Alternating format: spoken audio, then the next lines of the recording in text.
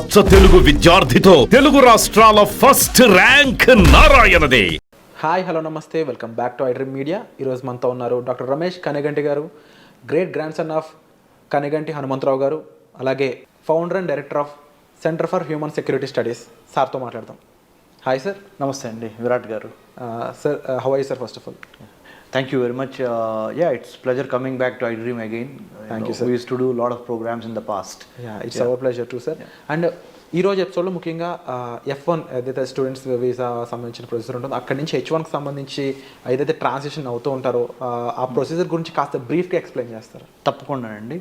iDream ప్రేక్షకులకి, ముఖ్యంగా అమెరికాలో స్థిరపడిన భారతీయులకి, అమెరికా వెళ్ళి చదువుకుందాం అనుకుంటున్న భారతీయ విద్యార్థులకి, మరి ముఖ్యంగా మన ఆంధ్ర తెలంగాణ విద్యార్థులకి అర్థమయ్యేటట్టు స్పష్టమైన తెలుగులో నెంబర్ 1 ఏంటంటే, అమెరికాలో భారతదేశానికి చెందిన వాళ్ళు 3,50,000 పైగా స్టూడెంట్స్ ఉన్నారు.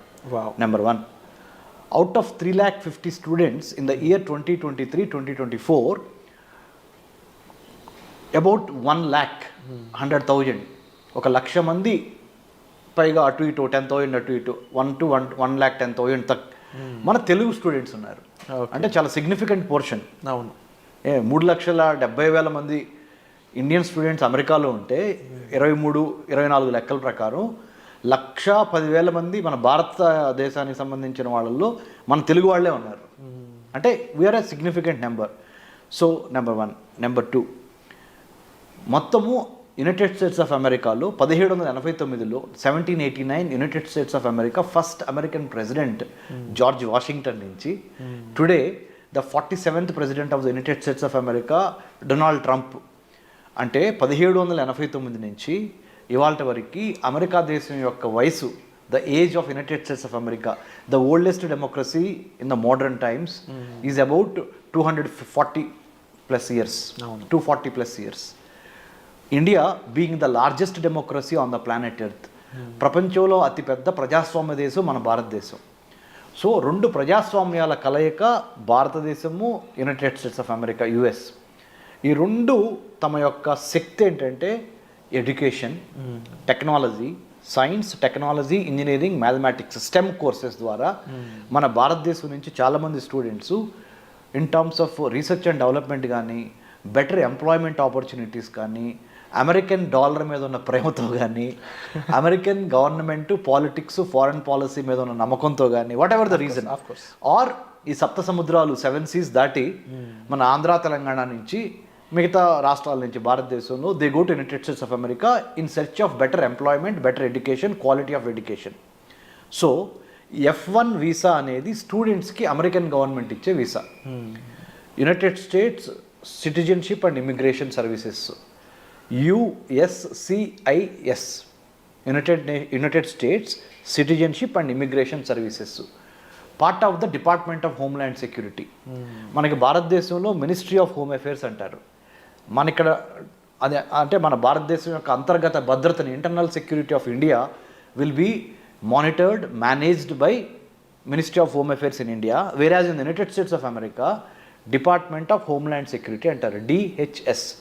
Part of DHS is US citizenship and immigration services. Right. అది దాంట్లో భాగంగా there are about 185 types of visas. అందులో కూడా అమెరికాలో అమెరికన్ గవర్నమెంట్ ఇచ్చే వీసాలు 185 రకాలు ఉన్నాయి. అందుట్లో మరి ముఖ్యంగా ఇమిగ్రెంట్స్కి ఇచ్చే వీసాలు కొన్ని, నాన్ ఇమిగ్రెంట్స్కి ఇచ్చే వీసాలు కొన్ని. F1 వీసా అంటేనేమో స్టూడెంట్స్కి ఇచ్చేది, B1, B2 వీసాలేమో విజిటర్స్కి ఇచ్చేది. అన్నిటికీ మించి M1 కూడా ఉంది. M1 అంటే వొకేషనల్ స్టడీస్కి ఇచ్చేది, అంటే చేతి పనులు ఇలాంటి వొకేషనల్ స్టడీస్కి ఇచ్చేది. తర్వాత H1B అంటే ఎంప్లాయ్మెంట్ కోసం, ఉద్యోగం కోసం అమెరికాలో ఉండడానికి ఇచ్చేది H1B. H4 అంటేనేమో డిపెండెంట్ వీసా, అంటే స్పౌజ్, అంటే వాళ్ళ డిపెండెంట్. సో మీరే ఉన్నారు విరాట్, మీరు రేపు వెళ్ళి అమెరికాలో సెటిల్ అయ్యారు, మీ మిసెస్ని మీరు ఇక్కడ నుంచి అక్కడ తీసుకెళ్ళాలి, లేకపోతే మీ అమ్మగారినో లేకపోతే మీ నాన్నగారినో లేకపోతే ఎవరో మీకు ఇంపార్టెంట్ వాళ్ళని తీసుకెళ్ళాలి మీకు తోడుగా. H1B మీద మీరు వెళ్ళారు, H4 మీద ఆ డిపెండెంట్ వీసా మీద వాళ్ళని తీసుకెళ్తారు. So F1, H1B, H4, L1 ఉంది. అంటే ఇంట్రా కంపెనీ అంటే ఒక కంపెనీ నుంచి ఒక కంపెనీకి Okay. L1 అంటారు దాన్ని, అది ఉంది. తర్వాత ఎక్సెప్షనల్లీ టాలెంటెడ్ ఇండివిజువల్ సైంటిస్టులకు ఇచ్చే వీసాలు కూడా ఉన్నాయి. సో ఇన్ని రకాల వీసాస్ ఉన్నాయి. సో ఈ వీసాలు ముఖ్యంగా అన్నిటికన్నా ప్రతిరోజు మనం వాడుక భాషలో అందరికీ తెలిసేది, అందరికి ఉపయోగపడేది ఏంటి, F1 to H1B, student visa నుంచి వర్క్ వీసా. స్టూడెంట్ వీసా నుంచి వర్క్ వీసా. ఒక స్టూడెంట్గా GRE టోఫెల్ రాసి యునైటెడ్ స్టేట్స్ ఆఫ్ అమెరికాలో MS అడ్మిషన్ తీసుకొని, లేకపోతే అండర్ గ్రాడ్యుయేట్ కాలేజీల్లో అడ్మిషన్ తీసుకొని అమెరికన్ కాలేజ్ టెస్ట్ ద్వారా కానీ, స్కాలస్టిక్ యాప్టిట్యూడ్ టెస్ట్ అంటారు SAT SAT ద్వారా కానీ, అండర్ గ్రాడ్యుయేషన్లో అంటే డిగ్రీ కోసం వెళ్తేనేమో ACT కానీ SAT కానీ పాస్ అయ్యి డిగ్రీ కోర్సులో జాయిన్ అవుతారు. పోస్ట్ గ్రాడ్యుయేషన్ కోసం వెళ్తే అంటే MS మాస్టర్ ఆఫ్ సైన్స్కి వెళ్తే GRE కానీ టోఫెల్ కానీ రాసి వెళ్ళాలి. వెళ్ళిన తర్వాత దేని మీద వెళ్తారు, ఏ వీసా మీద, F1 వీసా మీద వెళ్తారు. F1 చదువుకుంటా అంటే స్టూడెంట్ వీసా తీసుకొని చదువుకుంటా మీ MS అయిపోయే లోపల మీరు ఏదన్నా ఒక కంపెనీని హైలైట్ చేసుకొని, ఎగ్జాంపుల్ చెప్తున్నా, HCL, Infosys, Microsoft, Google, Tesla, you take any company in the United States, Facebook or Meta, if you wanted to get employment after your MS, you have to file for you have to find an employer అంటే నీకు ఉద్యోగం ఇచ్చేవాడిని ఎత్తుక్కోవాలి. he has to sponsor you the H1B abiding by the law of the land of the United States, right? This is one way of going. The other way of going is, మీరు ఆంధ్రాలోనూ ఆదిలాబాద్లోనూ ఉన్నారనుకుందాం, ఆంధ్రప్రదేశ్లోనూ తెలంగాణ రాష్ట్రంలో ఉన్నారు. ఇక్కడి నుంచి America వెళ్ళి ఉద్యోగం చేద్దాం అనుకున్నారు, ఇక్కడ బీటెక్ ఎంటెక్ అయిపోయిన తర్వాత, right? You have to find one employer there. అంటే నీకు ఉద్యోగం ఇచ్చే ఒక కంపెనీకి మీరు రాయాలి, మీ ప్రొఫైల్ నచ్చాలి, వాళ్ళు ఇంటర్వ్యూ పెడతారు, సెలెక్ట్ అవ్వాలి. మీరు సెలెక్ట్ అయితే వాళ్ళు మీకు H1B ద్వారా they will sponsor you. Okay, right? So you go work in United States of America. So కొంతమంది ఏమో అమెరికా స్టూడెంట్గా వెళ్ళి F1 మీద H1Bకి వెళ్తారు, అంటే వర్క్ పర్మిట్ కోసం వెళ్తారు, వర్క్ ఎంప్లాయ్మెంట్ పర్మిషన్ అది H1B అనేది. ఇంకొకళ్ళు ఏంటి, ఇండియాలో స్టూడెంట్గా ఉండి ఇండియాలోనే కోర్సెస్ ఫినిష్ చేసి ఓన్లీ ఉద్యోగం చేయడానికి అమెరికా వెళ్తారు H1B మీద, రైట్? ఈ H1B వీసా కోట భారతదేశానికి ఒక 65,000 నుంచి 85,000 వరకు భారతదేశం నుంచి ప్రతి సంవత్సరం ఒక 65,000 నుంచి 80,000 మధ్య skilled and semi skilled workers, ముఖ్యంగా skilled workers from STEM courses, science, technology, engineering, mathematics నుంచి సెలెక్ట్ అయ్యి IT తదితర రంగాల్లో పనిచేయడానికి అక్కడ అమెరికాలో సాఫ్ట్వేర్ ఇండస్ట్రీలో 65,000 నుంచి 85,000 మందికి లాటరీ చిట్ ద్వారా అమెరికాలో H1B తీసుకొని అక్కడ ఎంప్లాయ్మెంటు, డాలర్ డ్రీమ్స్, మంచి హోదా, మంచి ఉద్యోగం అక్కడికి వస్తుంది.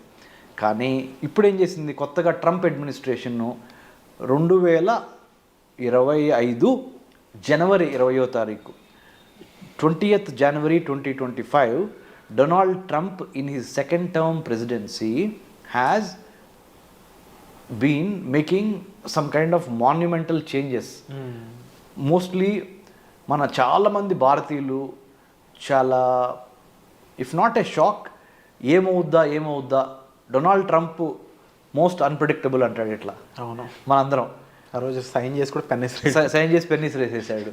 సో ఆయన ఏం చేస్తాడు, H1B వీసాలు తగ్గిస్తాడా, స్టూడెంట్ వీసాలు ఏమన్నా పెంచుతాడా లేదా తగ్గిస్తాడా, ఇమ్మిగ్రేషన్ను ఎన్నో లాస్ తీసుకొస్తున్నాడు ఆయన. తర్వాత there is a separate department of government efficiency create చేశాడు. గవర్నమెంట్లో చాలా ప్రభుత్వ శాఖల్లో చాలా డిపార్ట్మెంట్లు ఉంటాయి. ఫుడ్ సెక్యూరిటీ చూసేది, వాటర్ సెక్యూరిటీ చూసే శాఖ, ఇమ్మిగ్రేషన్ చూసే శాఖ, హోమ్ల్యాండ్ సెక్యూరిటీలో భాగమైన transportation security, health security. There are government is a complex web of many departmentals coming together to give good governance, service delivery to the public కదా. అందుట్లో ముఖ్యంగా department of government agency start చేశాడు, government efficiency start చేసి అన్ని శాఖల్ని చూస్తున్నాడు ఆయన. దాంతోపాటు మరి ముఖ్యంగా డొనాల్డ్ ట్రంప్ ఇంకొక ఇంపార్టెంట్ ఏంటంటే, H1B వీసాలకి సంబంధించి ఎటువంటి ప్రకటన చేస్తాడో, ఉన్నవాళ్ళని ఏమన్నా పీకేస్తాడా, H1B వీసా కోట తగ్గిస్తాడా, ఇండియాకి తగ్గిస్తే ఎందుకు తగ్గిస్తారు అనే ఒక, తగ్గించకపోతే పర్లేదు, మిగతా వాళ్ళకి తగ్గిస్తే మనకి తగ్గించకపోయినా పర్లేదు అనే ఒక మంచి ఫీలింగ్ ఉన్నప్పటికీ ఎప్పుడు ఏ క్షణం ఆ గవర్నమెంట్ ఏం చేసింది, డొనాల్డ్ ట్రంప్ గవర్నమెంట్ అనేది 100% మన వాళ్ళకి డౌట్ ఉంది, గుండెలు కొట్టుకుంటున్నాయి. అవును. ఎందుకు ఎన్నో లక్షలు పెట్టి అమెరికాలో చదువుకొని వెళ్తాం ఒక ఎత్తు అయితే, అక్కడ ఎంప్లాయ్మెంట్ తీసుకోవడం రెండో స్టెప్ అయితే, కొంతమంది ఇండియా నుంచి డైరెక్ట్గా మన ఆంధ్ర తెలంగాణ నుంచి ఇక్కడ యూజీ పీజీ చదువుకున్న తర్వాత under graduation post graduation America వెళ్ళి అమెరికాలో జాబ్ చేయాలనేది ఒక ప్రివిలేజ్గా, ఒక గొప్ప సక్సెస్గా, ఒక గొప్ప అచీవ్మెంట్గా, అంటే ఒక సంతోషదాయకమైన విషయంగా ఆ కుటుంబం పరువు ప్రతిష్టలు పెరుగుతాయి, ఆర్థిక అభివృద్ధి జరుగుద్ది అనే డాలర్ డ్రీమ్స్ మన వాళ్ళు చాలా ఉన్నాయి. కాబట్టి మన వాళ్ళు ఆ ఆందోళన చెందటం సహజం. డొనాల్డ్ ట్రంప్ వచ్చి మన పొట్ట మీద ఏమైనా కొడతాడా అనే ఒక భయం. నేను PhD in American studies, I did my doctorate in American studies from Delhi Jawaharlal Nehru university JNU. అంటే అమెరికన్ గవర్నమెంట్ పాలిటిక్స్ ఫారెన్ పాలసీలో డాక్టరేట్ చేశాను. I'm the only Telugu who have done a PhD in American studies from that particular department, School of International Studies, JNU. తర్వాత ఇజ్రాయెల్లో కూడా చదువుకున్నాను security studies మీద post doctorate. అంటే research చేసి చెప్తున్నా. Centre for human security studies మా సంస్థ, అందులో 30 to 40 IAS IPS ఆఫీసర్స్ ఉన్నారు, చాలామంది టెక్నోక్రాట్స్ ఉన్నారు. రీసెంట్గా కూడా మా సంస్థని స్టాన్ఫోర్డ్ యూనివర్సిటీ సెలెక్ట్ చేసింది. Artificial intelligence for human security, మానవ రక్షణ కోసం కృత్రిమ మేధస్సుని ఏ విధంగా వాడాలి, ప్రభుత్వాలు beat the central government or state government, how should we write A AI policy, how should we include ethical, legal, moral, cultural, historical, sociological, political, religious values into AI policy when government gives అనే దాని మీద వెళ్ళొచ్చాను. కాబట్టి నేను research చేసి చెప్తున్నాను. ఆంధ్ర తెలంగాణ ప్రజలకి, ముఖ్యంగా స్టూడెంట్స్కి అమెరికా వెళ్ళటానికి ఎటువంటి ఇబ్బంది ఉండదు ట్రంప్ ప్రెసిడెన్సీలో. ఎందుకు అంటే Trump usually likes meritorious students, skilled people, meritorious people, legally binding people. అంటే చట్ట వ్యతిరేకమైన తప్పుడు పనులు చేయకుండా చట్టానికి అనుగుణంగా, if you are a law abider, if you follow law, if you follow proper rules and regulations, United States of America is welcoming Indian students, more so students from Andhra and Telangana, because మనోళ్ళు తురుంకాన్లు science, technology, engineering, మ్యాథమెటిక్స్లో. So America needs the talented youth from the state of Telangana, from the state of Andhra Pradesh. So don't worry about your student visas, it will be increased in the days to come. Don't worry about your H1B visas, you will get maximum number of H1B visas in the days to come.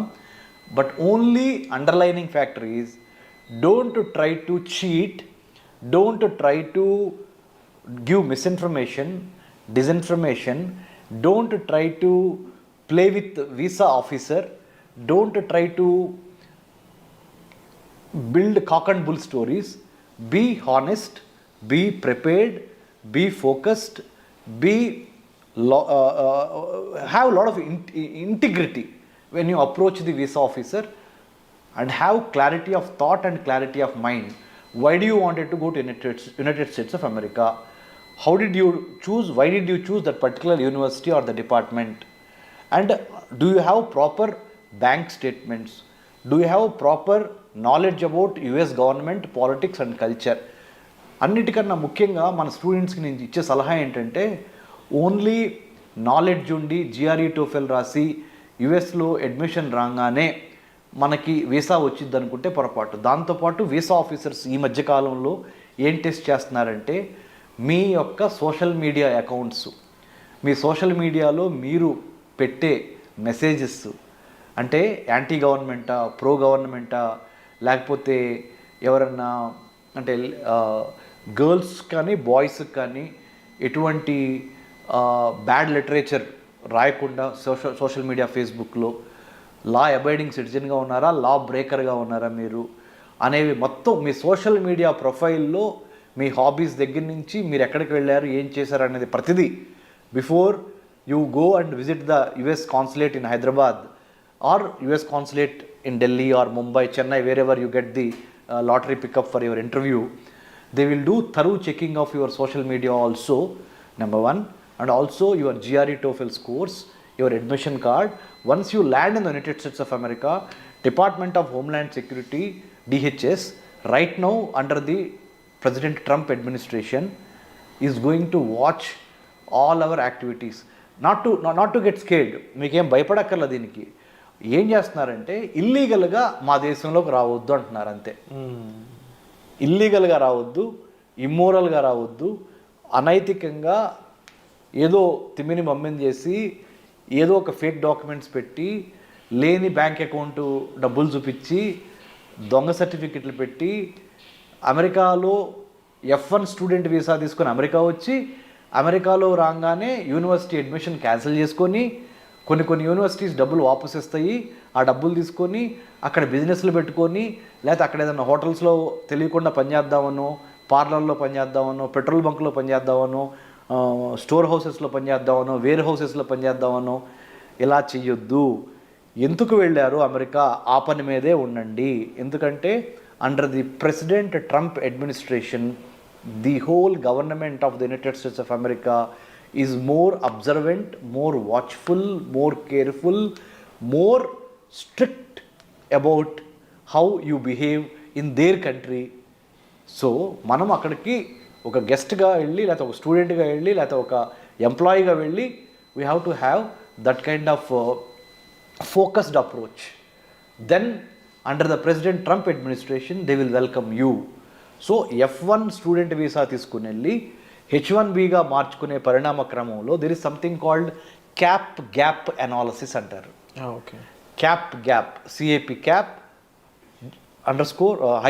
_GAP gap. Cap gap extension అంటే ఏంటంటే ఎంతమందికి H1Bలు ఇవ్వాలి అనే ఒక cap పెడతారు. అలానే ఎన్ని student వీసాలు ఆ పర్టికులర్ ఇయర్లో ఇవ్వాలనేది కూడా ఒక క్యాప్ పెడతారు. ఆ క్యాప్ పెట్టి రిక్రూట్మెంట్ చేసుకునే గ్యాప్ ఉంటుంది.